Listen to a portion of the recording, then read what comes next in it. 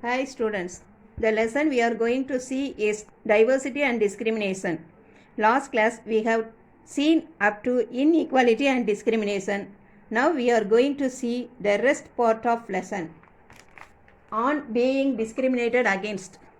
People engage in different kinds of work like teaching, carpentry, pottery, weaving, fishing, farming and more to earn a livelihood. Still, certain kinds of work are valued more than others. This belief is an important aspect of the caste system. In the caste system, communities or groups of people were placed in a sort of ladder where each caste was either above or below the other. Those who placed themselves at the top of this ladder called themselves upper caste and saw themselves as superior. The groups who were placed at the bottom of the ladder were seen as unworthy and called untouchables. Caste rules were set which did not allow the so-called untouchables to take on work other than what they were meant to do. Upper caste acted in ways which did not give the so-called untouchables the same rights as they enjoyed. Discrimination is not only limited to preventing Dalits from undertaking certain economic activities, but it also denies them the respect and dignity given to others.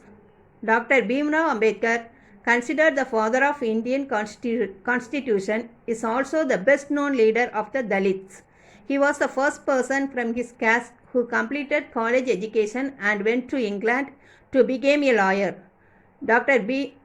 Bhimrao Ambedkar believed that Dalits must fight the caste system and work towards a society based on respect for all persons, striving for equality. The struggle for freedom from British rule also included within the struggle of large groups of people who not only fought against the British but also fought to be treated more equality. Dalits, women, tribals and peasants fought against the inequalities they experienced in their lives. When India became a nation in 1947, our leaders too were concerned about the different kinds of inequalities that existed.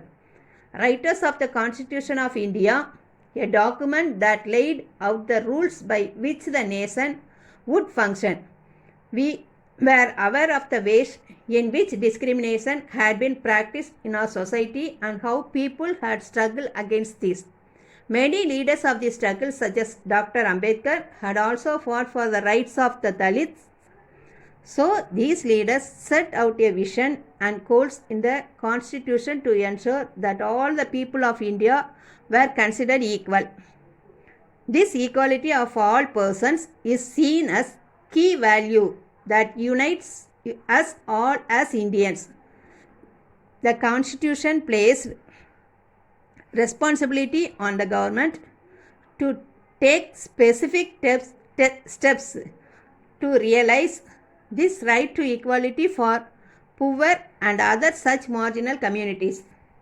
They believed that respect for diversity was a significant element in ensuring equality.